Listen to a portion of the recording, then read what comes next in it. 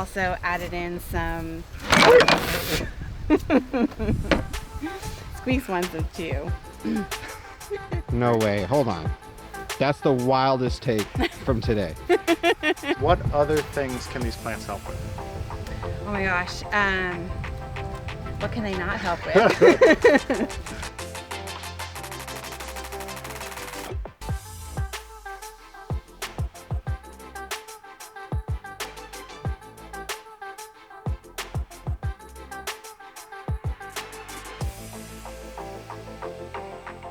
Well, I think that a few things we've experienced on our journey, we got caught near a wildfire, which happens a lot here on the West Coast, and there was smoke in the air and soot in the air, and it was dry. So are there plants around here that can help with our lungs? Absolutely. Yeah. Mullein leaf is amazing. I think that's what Squeaks was chewing on earlier. It's the stalk of the mullein. Is that tall yellow one? Yeah. Yeah. Mullein's amazing. It's another one of those weedy plants that grows in disturbed areas and incredible for the lungs. I actually make a lung tonic syrup that I made specifically during when wildfire season started to help support the lungs during smoky exposures. I've got other things from our travels. I injured my wrist. I fell down on a rock. And so I've got sort of like tight joints and a little bit of joint pain in my wrist. Is there anything I can put on that? Yeah, so Comfrey's amazing. Comfrey's another great, also not necessarily a weed, but it will become a weedy plant. It's one of those that once you kind of have, you don't get rid of. But it's an incredible medicine, great for joints and support. St. John's wort we have, it's done, but it grows mid-season. St. John's wort's also amazing for injuries. So I don't know a lot about herbs, but I do know about rosemary. That's one of the few herbs I've had, like, I could recognize it because the scent was distinct and it grows everywhere. Yes. So I feel like a lot of people will have access to rosemary, and you can find, I've seen it in parking lots. Yes. You know, how would we use rosemary if we wanted to develop a relationship with this plant? This plant is just amazing. The aroma of it is incredible. Just smelling those plants. In fact, they talk about memory, like if you're studying for a test or something, bring some rosemary in, right? Smell it while you're getting those things in your head, and then take it with you, and that smell can like help bring that information back in. But just the aromas of the plants, and like an herbal steam is one of my favorite ways to use it. If you're starting to not feel well, you have respiratory stuff going on, throw some sprigs of it into some water and do an herbal steam. That steam, I mean, there's so many ways. You can throw it into a bath, use it as a wash, it's good for wounds. And it really is one of those plants, the deeper I create a relationship with this plant, the more I'm just amazed at the abundance of properties, and all of our culinary herbs. So rosemary, sage, oregano, thyme, even parsley. So many of these herbs are incredible healing herbs. In fact, Juliette de Barclay-Levy, the herbalist I was talking about earlier, there's an amazing film about her called Juliette of the Herbs, and in that she says wherever she goes, she plants rosemary because of how many healing properties it has. So a lot of times, like, I've gone and I've bought these like teas and this and that.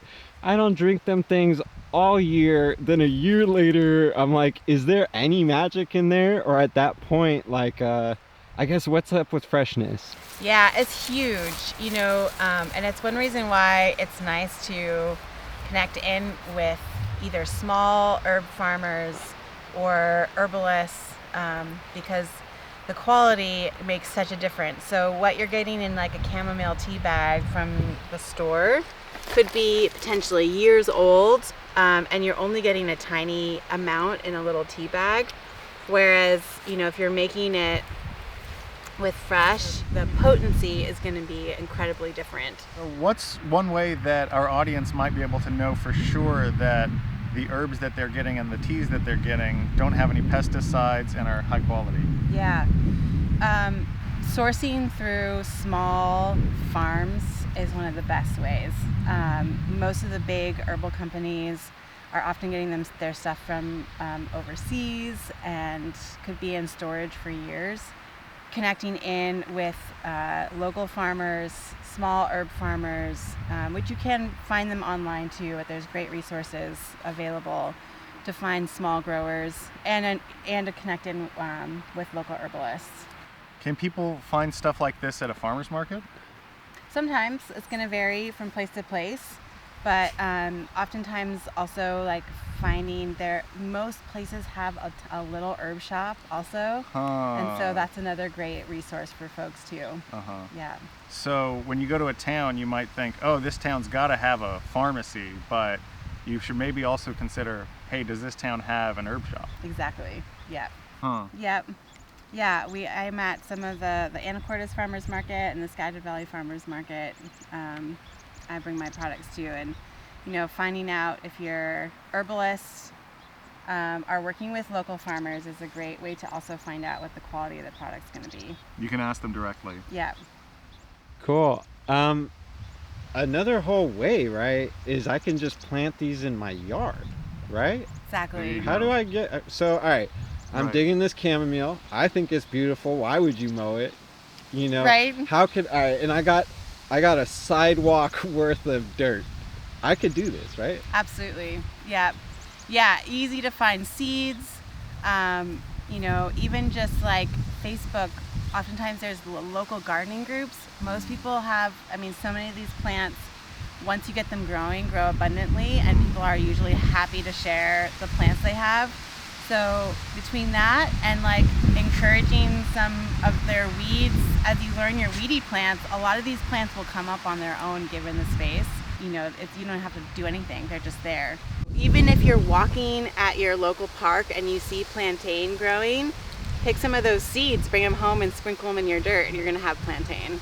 Wow, so even if you're concerned about the quality of that leaf right there on the side of the road, because maybe some motor oil spilled on it or some animal did something on it, but you could take the seeds from that and plant it yourself and then have a nice clean crop. Exactly. Wow. Yeah. Anna. Yeah. I see you have an all-you-can-eat buffet of chamomile. Is there sort of a limit for Squeaks? Because he's really, He's digging it? He's digging it for sure. I think he'll know when to stop. Okay, he's got a built-in internal. Yeah. Great. I wish I had that. I keep on eating.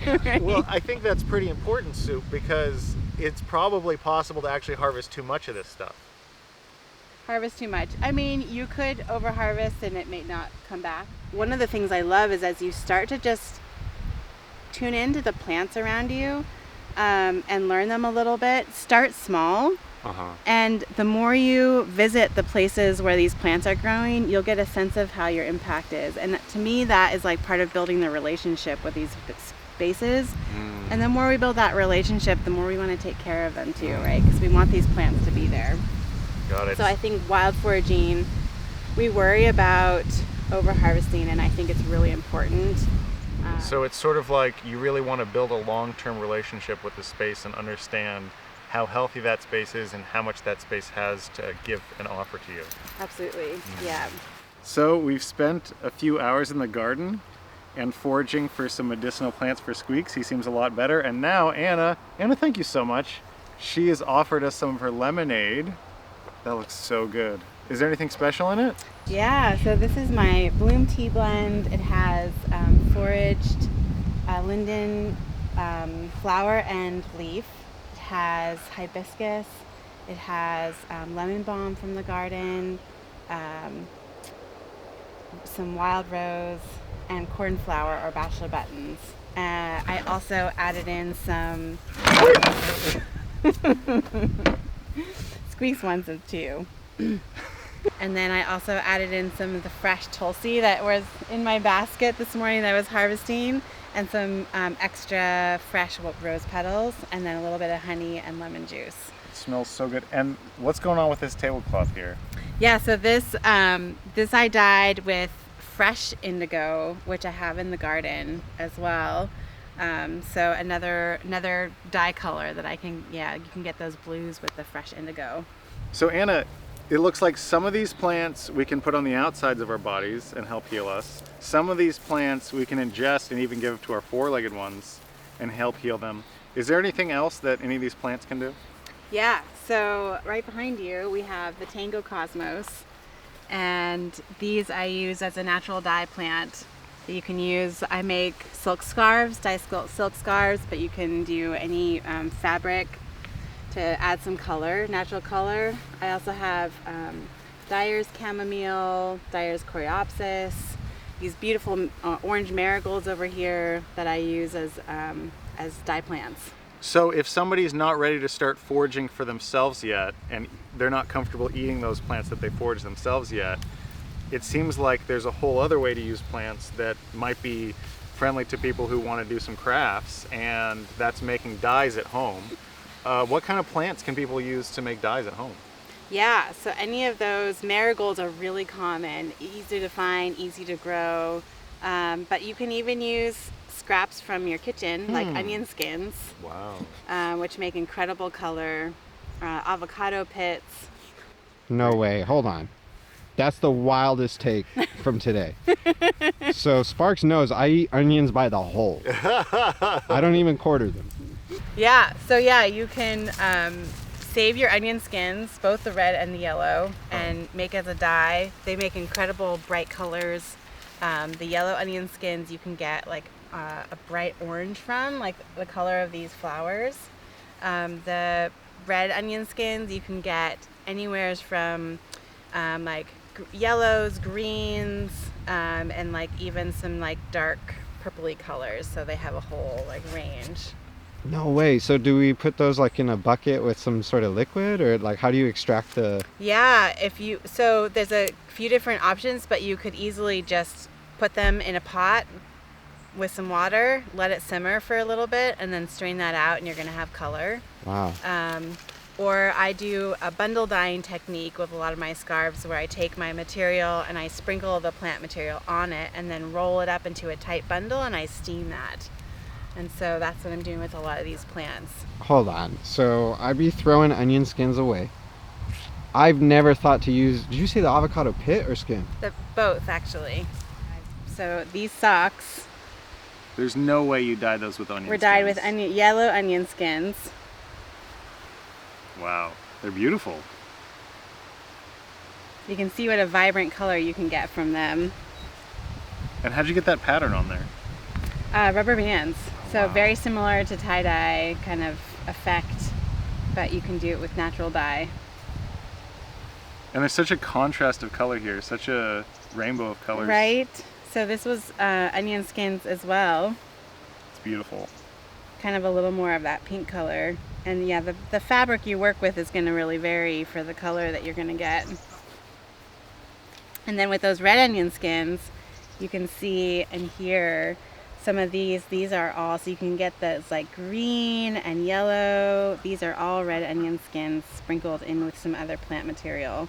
You can get like quite a range of colors with those. The socks were dyed with the onion skins, and this whole handkerchief was also dyed with onion skins. Yeah, and this one has other plant material as well. Okay. So it's got madder root, marigolds, Tango Cosmos, these Hopi dye sunflowers back here.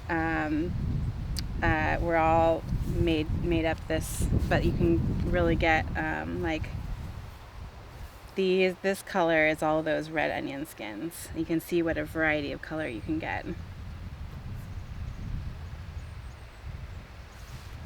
And then we got avocado pits also. So these were dyed with avocado pits. Both of these guys. You can see the little color variant that can happen depending on the fabric you're working with. And these were dyed with nettles. Really? Yep. So you can get a dye with nettles as well. And someone's gonna have to take this home. Oh, yes. This has been waiting for the right person. No way. So these were dyed with alder cones.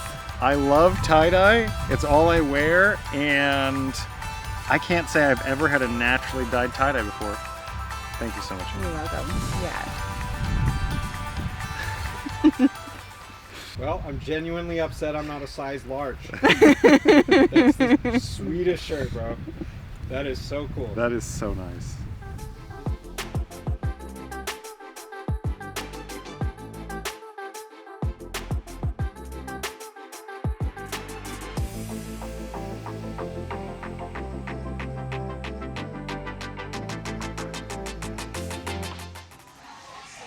you about this tea, Anna? Mm-hmm. So of these teas, I see an herbal tea with nettles in it. Yep. And other ingredients that someone might find in their garden. So I think most people, they get their tea at the grocery store in a box. Did you actually forage or plant any of the ingredients in this tea yourself? Absolutely, yeah. Really? I try to grow and wildcraft as much as I can. Uh-huh. Because that way, not only, like, I know I'm getting really good quality that way, and I like to be in relationship with the plants that I'm working with. So there's some things like cinnamon chips that I can't grow here. We don't grow cinnamon in Washington. Yeah. But there's so much I can grow. So like milky oats and the nettles and calendula and tulsi, even lemongrass. I grow my own lemongrass that I use in the Happy Belly blend. So I am growing quite a bit of it. Nettle, oat straw, dandelion root, red clover, burdock root, calendula, fennel seed, and mint. Yeah. Is all of that grown here in Washington? Yes. Wow. Even Yeah. the fennel, and the fennel seeds, of course, too. Yeah. The fennel grow everywhere, huh? Exactly.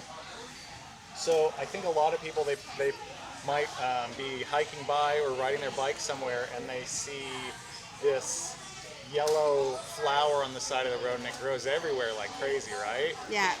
And it's actually invasive, right? Can be considered that. Yeah.